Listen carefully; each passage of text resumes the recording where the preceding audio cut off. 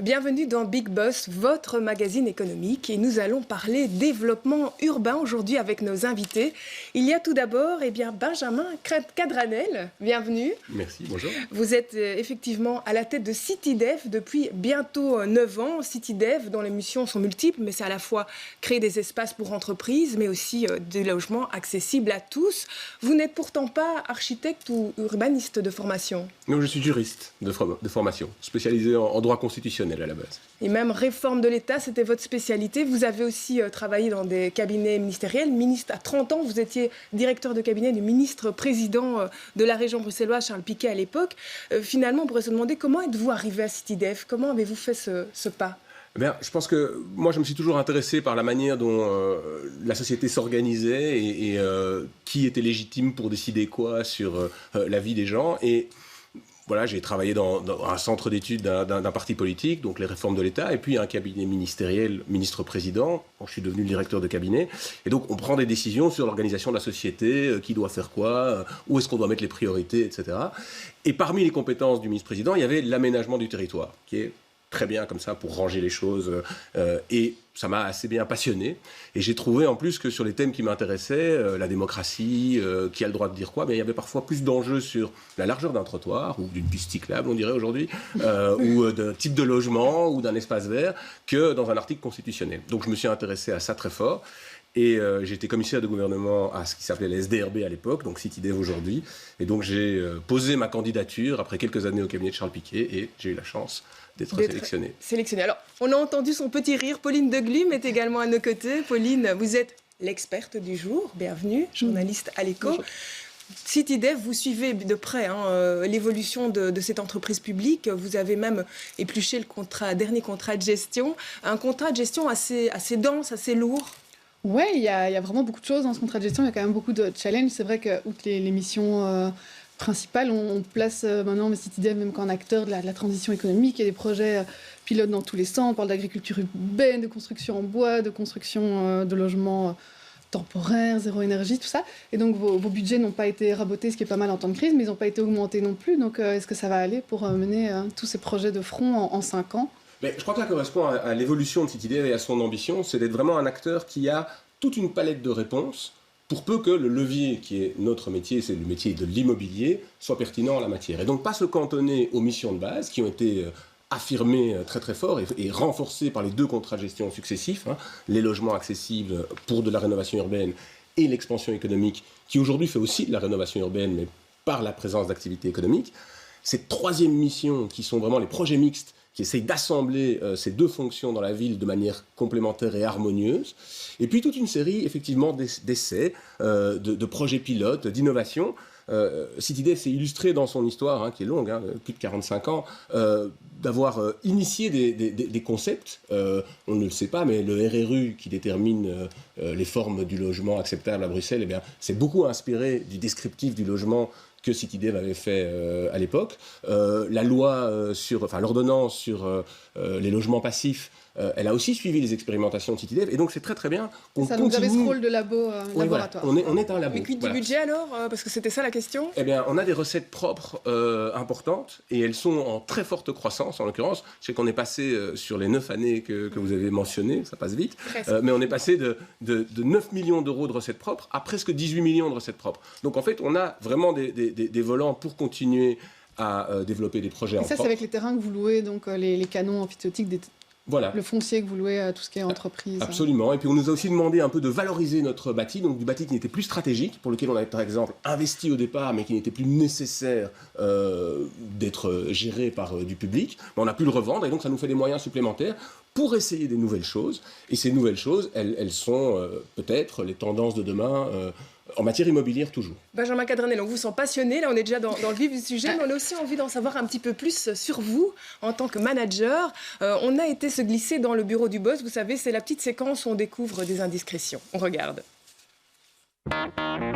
Bienvenue dans le bureau du Big Boss de CityDev, un bureau lumineux, plutôt spacieux et décoré modestement. Beaucoup de lectures sur le bureau, mais ce qui a attiré notre attention, ce sont de petits objets, à l'image de ce Lego qui rappelle un certain vaisseau spatial, et puis cet agenda et ces autocollants. Alors, de quel côté de la force êtes-vous ? Alors on ne va pas vous détailler tous les livres qu'il y a dans ce bureau, mais en tout cas certains ont attiré notre attention. Il y a bien sûr des livres d'urbanisme, un livre sur l'aéroport, et puis un autre qui doit être une lecture récente, c'est celui-ci, Télétravail, la fin du bureau. Je vous pose la question.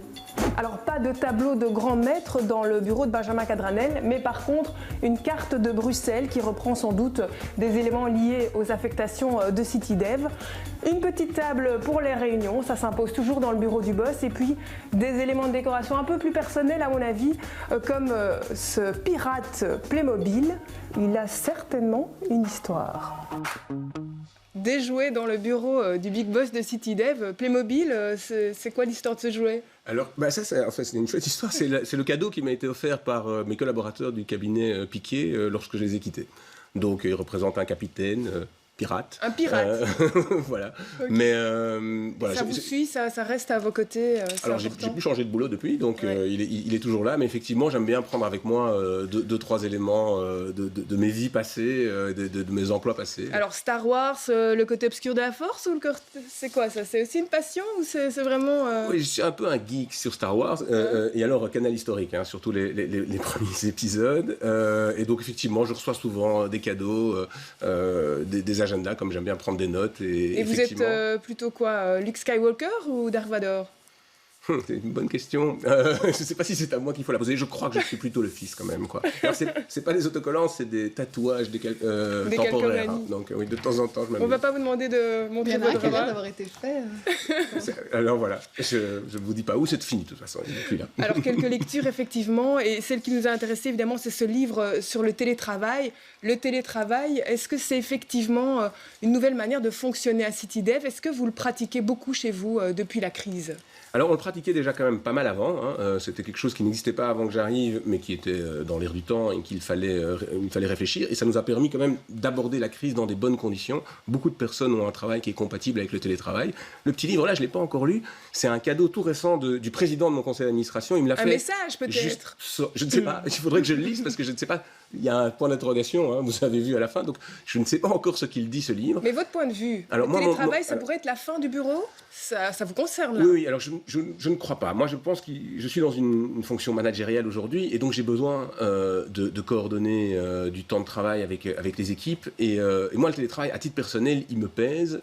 Au début, les réunions Teams, je trouvais ça génial.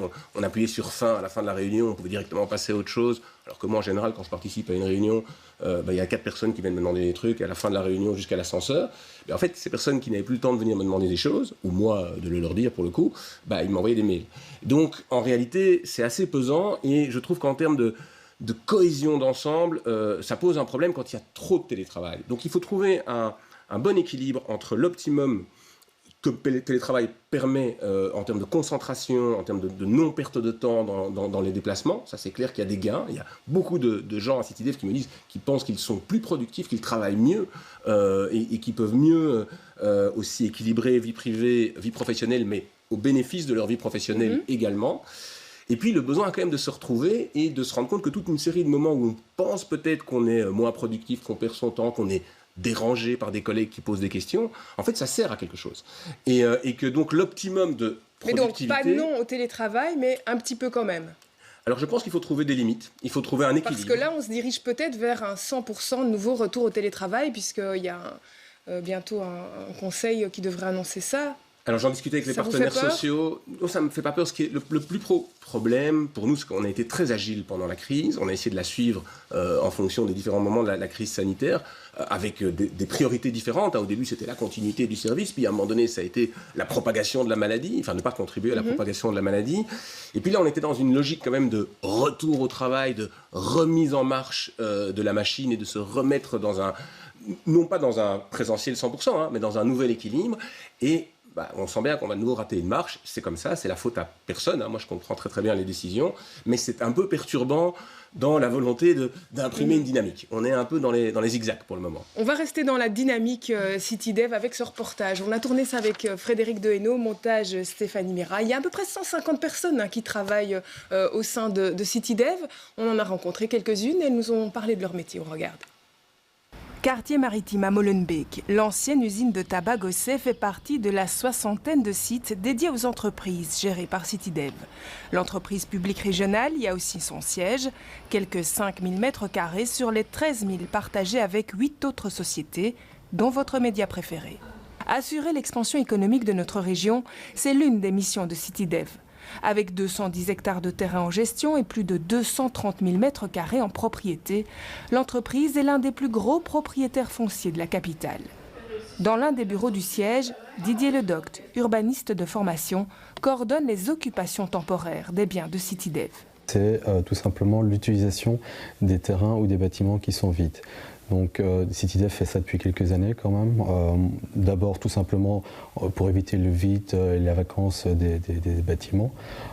Depuis quand même 2 ans, c'est rentré vraiment dans une stratégie immobilière. C'est-à-dire que dès l'acquisition, maintenant, on pense à la phase d'occupation temporaire avant le projet définitif, donc avant l'introduction des permis, ce genre de choses. 5 grands sites d'occupation temporaire sont actuellement gérés par CityDev. Parmi les plus emblématiques, Studio Citygate à Anderlecht. 20 000 m² transformés en une mini-ville créative. On y trouve des studios d'artistes, des ateliers et des équipements collectifs. On ne parle pas d'un loyer, donc on utilise une convention d'occupation temporaire. Il faut être honnête, c'est très peu cher. Donc on parle de quelques euros par m² par an. Je pense que la moins chère fait 3,50 € et la plus chère par m² par an. Et la plus chère doit faire à peu près 30 € ou 40 € par m² par an. Une occupation temporaire qui permet à CityDev de tester des développements futurs. La mise en place d'un skatepark ou d'une salle d'escalade qui en fin de compte ont démontré que le quartier, et voire plus grand que le quartier de la région, était intéressé par ce genre d'équipement. Et donc de nos jours, maintenant, on est en train de se dire est-ce qu'on ne devrait pas installer ça à d'autres endroits ou voire peut-être le pérenniser dans le projet définitif. Bonjour Aziza, comment vas-tu? Ça va? Ça va. Dis-moi tout. Et de plus en plus, ces occupations ne sont pas seulement liées à des activités économiques. Par rapport aux besoins, 450 à 500 personnes dans le bâtiment. Aziza Ezedgui doit apporter des réponses à l'accueil des migrants dans des logements d'urgence. Ça va être un grand défi qu'on va se lancer là. Alors effectivement, CityDev a une mission déléguée. À côté de ses missions de base, elle a des missions complémentaires, notamment sur la recherche d'un bâtiment pérenne qui accueillerait la plateforme citoyenne Bruxelles Refugees. Et aujourd'hui, l'idée, c'est d'avoir un bâtiment qui réponde aux besoins de manière pérenne, donc pour accueillir entre 450 et 500 personnes. Donc le rôle de CityDev, ça va être d'identifier ce bâtiment, de l'adapter éventuellement pour pouvoir accueillir ces personnes en transit dans des conditions dignes et humaines, mais aussi d'accueillir les équipes de terrain qui travaillent autour de ces questions. À un autre étage, des architectes et des urbanistes discutent de l'avenir du terrain occupé justement par Studio Citygate. Le projet est d'y déployer une école, des activités économiques et près de 400 logements. En tout, une vingtaine de personnes sont dédiées à la conception des projets et la plupart du temps, c'est sur chantier qu'on les retrouve. Ici, à l'angle de la rue des Trèfles et de la chaussée de Mons, nous assistons à la naissance de Nova City 1, un projet mixte débuté en janvier 2021. L'idée au niveau de CityDev, justement, dans les projets mixtes, c'est de mélanger la fonction logement avec la fonction atelier. Donc sur le site que vous avez ici, on a 63 logements acquisitifs, 15 ateliers de production, et dans les 63 logements acquisitifs, 5 seront dévolus justement à la production et aux ateliers. Donc ça permettra aux gens de travailler au rez-de-chaussée, de vivre à l'étage et d'être vraiment en relation avec leur lieu de travail. Et c'est un petit peu ça l'idée et ce qu'on pousse de plus en plus chez CityDev. Plus de 70% des logements sont déjà vendus. Sur le chantier, un showroom accueille les premiers acquéreurs pour le choix des carrelages, parquets et autres sanitaires. Des Bruxellois qui ont dû répondre aux critères de CityDev. Pour peu que les gens ne soient pas déjà propriétaires d'un logement, ce qui n'est pas le but en soi. Et, il y a aussi une limite au niveau du salaire des gens. Et les gens doivent habiter d'office le site pendant 20 ans, en fait. Ça, c'est le principe. À l'instar d'autres projets récemment menés par l'organisme public, 30% de l'énergie utilisée dans les bâtiments de Nova City est renouvelable. Car la durabilité, c'est aussi l'un des nouveaux défis à relever par CityDev. Alors on le voit, hein, c'est dense. Quand on travaille chez CityDev, ça part un peu dans tous les sens, comme le disait Pauline tout à l'heure, rien qu'en lisant le contrat de gestion. Mais ici, on se demande vos moyens. Il y a effectivement de l'argent public. Vous avez parlé tout à l'heure de fonds pris sur fonds propres. Finalement, la balance, elle est dans quel équilibre? Vous fonctionnez grâce aux subsides régionaux principalement, ou justement vous êtes rentable aujourd'hui? Alors aujourd'hui, on est rentable. Non, on ne peut pas l'être quand on fait du logement conventionné, puisque en l'occurrence, on ne gagne pas d'argent, on ne fait qu'investir pour le compte d'autrui, donc c'est même totalement interdit qu'il y ait la moindre rentabilité sur les logements accessibles. Par contre, on a tous ces terrains qui nous permettent d'avoir des revenus supérieurs à ce qu'on reçoit comme subside. C'est très important parce que ça nous permet d'être déconsolidés du budget régional. Ça veut dire que quand on emprunte de l'argent pour faire des achats ou développer des grands projets, eh bien, ça n'impacte pas le solde de la région, donc on est hors budget et c'est très important pour avoir les moyens libres. Pour être tout à fait honnête, tous ces terrains, ils ont été acquis en leur temps grâce à des subsides. Donc tous ces investissements, ce sont des investissements publics qui aujourd'hui rapportent de l'argent, qui sont réinvestis dans des projets publics, dont certains ne vont pas rapporter d'argent, mais d'autres, oui. Et les occupations temporaires, on l'a vu, ça fait partie maintenant de l'ADN de CityDev depuis quelques années. Ça fait partie aussi des missions dans le contrat de gestion. On le voit à Bruxelles, le nombre de bâtiments vides, il y en a énormément. On sent que vous voulez activer quelque chose pour qu'il n'y ait plus ce vide locatif ou ce vide, cette vacance. On parle d'un guichet unique. Oui. Votre coordinateur me parlait de ce guichet unique. Où est-ce qu'on en est? Parce que c'est peut-être là aussi, il faut un peu rationaliser tout ça. Est-ce que vous pourriez devenir ce guichet unique pour les personnes qui souhaiteraient occuper temporairement des bâtiments ou des terrains? Alors pour le coup, c'est vraiment une collaboration avec un autre organisme qui est Perspective. Ensemble, on fait le guichet unique. Eux vont plutôt être dans la connaissance territoriale. Nous, on va être plutôt dans l'opérationnel. Et effectivement, depuis quelques années, on a développé une expérience forte parce que comme on a un grand patrimoine, alors quand on dit vide, c'est souvent des projets en développement. Quand vous achetez une vieille usine désaffectée, il ne faut pas directement y faire ce que vous voulez. Il y a parfois une facilité à penser que c'est pas parce qu'il y a un immeuble qui est vide que c'est facile de l'occuper. Il y a des charges, et pas seulement les charges énergétiques, il y a des charges fiscales qui font que transformer un bâtiment vide en bâtiment qui fait quelque chose, ça nécessite une certaine force de frappe. Et c'était ça l'idée il y a quelques années, c'est de se dire, nous, on a quand même un patrimoine important qui est en évolution. Oui, parce qu'aujourd'hui, il n'y a que 5 sites, c'est très peu par rapport à... Il y a l'équivalent d'une commune sur vous avez Bruxelles. dit 5 grands sites, on a 123 conventions d'occupation temporaire. Parfois, vous savez, on loue un garage pour faire du stockage, parfois c'est des tournages pendant quelques jours, parfois c'est une soirée. Vous savez, il y a autant d'occupations temporaires. Oui, on a des moutons à Gansoren. Et on a du cirque à Molenbeek, il y a des migrants, il y a aussi des activités productives, parce que c'est important que les occupations temporaires, en fait, elles soient diversifiées. Il y a plein de besoins dans la ville qui ne peuvent trouver véritablement un lieu pour se développer que dans des conditions qui ne sont pas les conditions normales d'un marché immobilier. Donc en réalité, en faisant ça, nous, non seulement, c'est bien parce qu'on gère les bâtiments et parfois ça permet de penser aux projets futurs et de tester des choses, on l'a vu, mais tout simplement, on répond à des besoins que l'immobilier classique, auquel l'immobilier classique ne peut pas répondre. Quand vous avez un petit ferronnier qui veut se lancer ou un petit fabricant de chocolat, en fait, il est content d'avoir un bail précaire pas cher et dans lequel il peut s'arrêter tout de suite. Il ne s'engage pas, exactement. Mais donc, c'est déjà activé, peu importe à quel organisme de la région, par exemple, un bâtiment vide appartient, c'est dans ce guichet unique qui est ouvert qu'ils peuvent venir taper à la porte et voir est-ce qu'il y a un atelier ou C'est fait. Alors c'est ça l'idée. Donc non, le guichet n'est pas encore. Le guichet sera opérationnel normalement tout début 2022. Donc on y est très proche. La décision du gouvernement a été prise, les rôles ont été distribués, les subsides alloués. Et le but c'est évidemment d'amener ce que nous déjà on a comme projet d'occupation temporaire, on en a plus d'une centaine, avec d'autres projets et que nous on puisse faire quelque part ce rôle de chef d'orchestre et peut-être proposer soit une expertise, soit éventuellement même des interventions, un mode d'action. Des critères peut-être de sélection transparents. Alors c'est très connu. Alors ce serait bien, mais il faut quand même être modeste ou en tout cas humble par rapport à la difficulté de la tâche.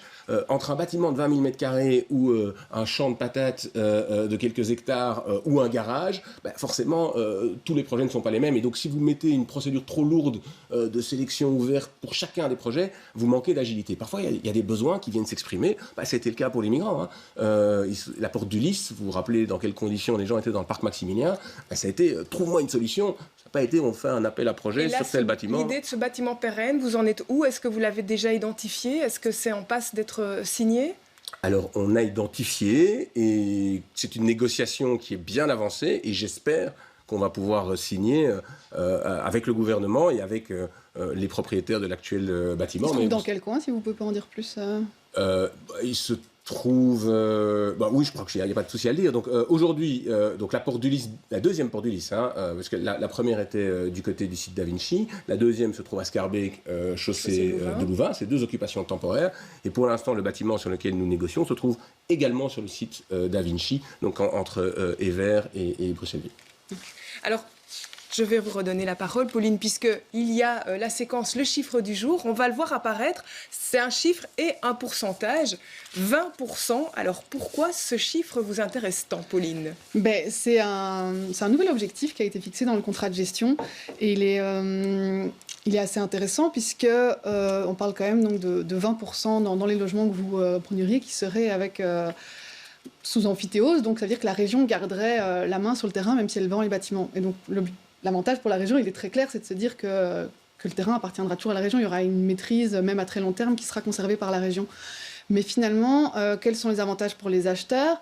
Est-ce que il va y avoir des freins ? Peut-être que, est-ce que culturellement, est-ce que c'est quelque chose qui se fait chez nous ? Est-ce que du coup, vous allez arriver à cet objectif de 20% ?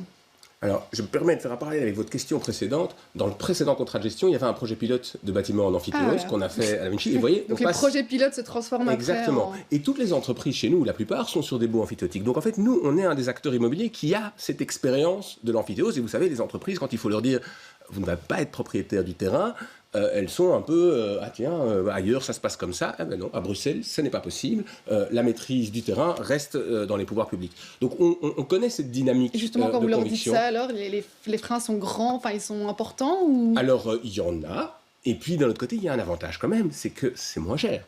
Vous ne payez pas le terrain. Or vous savez que dans une région urbaine comme Bruxelles, ce qui prend le plus de valeur, c'est le terrain, puisqu'il est de plus en plus rare. Oui, on parle de spéculation foncière. Et donc ça aussi, c'est quelque chose qui permettrait de lutter contre ça, de garder la... Totalement. Donc CityDev a toujours voulu lutter contre la spéculation foncière avec ses projets. C'est pour ça d'ailleurs que les gens doivent rester pendant un certain nombre d'années. C'était 10 ans, c'est devenu 20 ans. 10 ans, est-ce que c'est pas un peu trop 20 ans ? Parce que quand on a un jeune couple qui veut démarrer une vie de famille à Bruxelles, qui profite évidemment davantage de CityDev, puis il y a des enfants, le logement vient trop petit, qu'est-ce qu'on fait ? Puis en 20 ans, énormément de choses changent dans les ménages. Absolument. Donc, alors, on n'a pas encore de recul, puisque ça fait depuis 2014 qu'on est passé de 10 à 20 ans, donc 20 ans ne se sont pas encore écoulés, mais vous avez raison, surtout quand on achète un logement, une chambre... ça peut effrayer aussi. Alors, effectivement, ce n'est pas un projet de vie non plus très intéressant pour une famille d'acheter un logement, une chambre, et de se dire que dans 20 ans, ils seront toujours là. Donc, ce qu'il faut comprendre, c'est que le logement, en fait, il est conventionné pendant 20 ans. Normalement, vous devez y habiter, c'est votre logement, voilà. Okay. Mais s'il y a des circonstances qui font que votre famille s'élargit, vous avez un travail à l'étranger, des choses comme ça, pas j'aime plus le quartier, j'ai envie d'aller ailleurs, hein, non. Si c'est pour des raisons comme celle-là, le conseil d'administration de CityDev peut vous octroyer le droit de partir, mais il faut quand même un minimum de 5 ans aujourd'hui, donc ça c'est en dessous de 5 ans, il n'y a pas de dérogation possible. Et puis, s'il y a une dérogation, vous pouvez louer votre logement ou le revendre, mais à des conditions qui sont fixées, et là c'est une clause totalement anti-spéculative. Donc en fait, le mécanisme, il a 2 ambitions. Lutter contre la spéculation, vous n'êtes pas là pour empocher un subside et puis faire une plus-value, ça c'est clairement, ça ne va pas. Et deuxièmement, on veut des gens qui ont quand même au départ un projet de vie de s'installer. N'oubliez pas que ça s'appelle de la rénovation urbaine. Et donc au départ, le logement était un moyen plus qu'une fin en soi. Quand CityDev a commencé... implanter des familles, une classe moyenne, tout ça. Et refaire du bâti. C'est clair qu'on comprend bien qu'il faut des garde-fous, mais dans le contrat de gestion, il disait quand même qu'il y avait des choses justement à assouplir par rapport à cette règle, il me semble, et que ça allait être dans les conditions qui permettent de revoir, mais que ça allait être fait 1 an dans l'année qui suivait la conclusion du contrat de gestion. Donc est-ce que ça, c'est fait ou pas? Alors, 1 an ne s'est pas encore écoulé, et j'ai lu le draft de la note qui doit passer au conseil d'administration à la fin de ce mois, pas plus tard que hier. Donc on est dans les temps pour adapter les choses. Et l'amphithéose, effectivement, elle répond à cette problématique. Il y a beaucoup de gens qui nous disaient, vous devez faire de l'amphithéose pour le logement aussi. Et on est convaincu que c'est une bonne idée, de garder cette maîtrise foncière, d'avoir en fait la possibilité de garantir que ce que les pouvoirs publics ont mis restera dans le cadre d'une politique publique de logement accessible pour toujours. Le terrain devient tellement rare. Mais on a voulu y aller graduellement. Parce que culturellement, effectivement, aujourd'hui, quand on achète un logement, on est dans l'idée qu'on constitue un pilier de pension, éventuellement qu'on va le transmettre à ses enfants, pas simplement qu'on est là pour se loger. Donc il faut être encore un peu patient, si je comprends bien, pour vraiment sentir les effets. Il faut conclure déjà cette émission, et j'ai envie d'aborder un dernier chapitre avec vous, c'est le personnel de CityDev. On voit que vous êtes 150, 155 aujourd'hui. Quand on voit ce contrat de gestion, tous ces projets, ce guichet unique, ces occupations temporaires notamment, où il va falloir plus de personnes aux commandes, est-ce que vous recrutez? Est-ce qu'aujourd'hui, vous allez agrandir votre équipe? Oui, depuis 3 ans, on a une progression du personnel. Les premières années, on était resté assez constant en termes de masse salariale. Là, il y a une légère progression, mais cette progression, elle est très en deçà de la progression des recettes de CityDev, notamment puisqu'aujourd'hui, on loue de plus en plus d'immeubles bâtis. Alors, des immeubles bâtis, c'est des recettes plus grandes que des terrains, mais par contre, c'est aussi plus de travail pour la gestion et la maintenance. Et donc, en fait, il faut aujourd'hui que le personnel accompagne la croissance. Quel profil vous cherchez? Alors, ça dépend, mais on recherche quand même souvent des profils de développeurs, d'architectes, d'ingénieurs, d'urbanistes. Ça, c'est une constante, mais on a quand même aussi besoin de juristes, de budgétaires, d'assistance administrative, d'informaticiens. Voilà, on est une entreprise globale. Et vous serez encore pas trop à l'étroit ici, sur le site du Gosset? Non, il y a de la place. Alors, on a un projet pour redévelopper le site Gosset, mais je pense que dans l'intervalle, on est en train de réfléchir à faire un déménagement temporaire. Mais notre envie, c'est de redévelopper l'entièreté du site selon notre philosophie, en faire un vrai projet mixte, justement, activité économique, activité de bureau, peut-être même du logement. Mais dans l'intervalle, il va sans doute falloir qu'on trouve une occupation temporaire. Eh bien voilà, la boucle est bouclée. Il y a en tout cas du travail pour vous à CityDev. Merci beaucoup Pauline d'avoir été avec nous dans cette émission. Merci à vous Benjamin Cadranel. Quant à nous, on se retrouve dans un mois avec un nouveau boss. À bientôt.